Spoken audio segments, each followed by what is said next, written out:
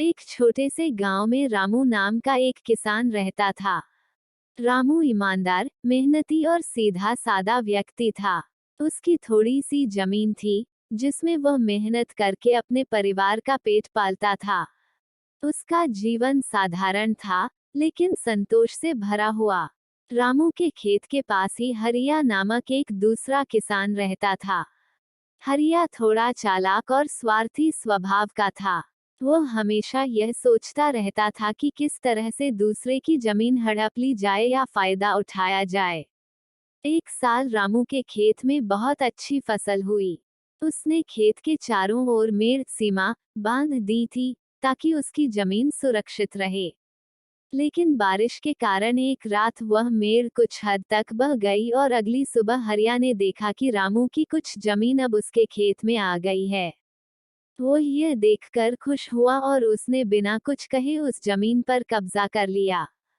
जब रामू को यह पता चला, तो वह हरिया के पास गया और बोला, भाई, यह जमीन मेरी है, बारिश के कारण मेड़ बह गई है, कृपया इसे लौटा दो। हरिया ने झूठ बोलते हुए कहा, नहीं रामू, यह जमीन तो हमेशा से मेरी ही रही है। तुम्हें कोई गलत फहमी हुई है। रामू को बहुत दुख हुआ। वह जानता था कि झगड़ा करना सही नहीं है, इसलिए उसने गांव की पंचायत के पास न्याय की गुहार लगाई। गांव के सरपंच और बुजुर्गों को बुलाया गया। पंचायत बैठी और दोनों पक्षों की बातें सुनी गईं।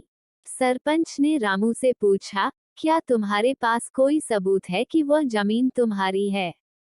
रामू बोला, मैंने मेड़ बांधी थी और गांव के कुछ लोगों को यह बात पता है। पंचायत ने गांव के कुछ वृद्ध लोगों से पूछताछ की, जिन्होंने रामू की बात की पुष्टि की।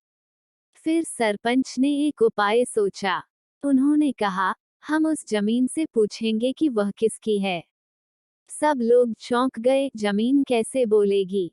सरपंच ने सभी को खेत में चलने को कहा। फिर उन्होंने एक लाठी ली और जमीन को धीरे से थपथपाते हुए बोले, ओ धरती माता, बता, तू किसकी है, ईमानदार रामू की या चालाक हरिया की? यह एक प्रतीकात्मक प्रश्न था, लेकिन इसका उद्देश्य लोगों की अंतरात्मा को जगाना था। हरिया यह सब देखकर चुप हो गया। उसकी आंखों में शर्म आ गई।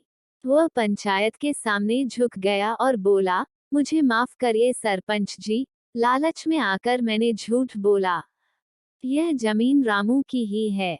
पंचायत ने हरिया को चेतावनी दी और रामू की जमीन उसे लौटा दी।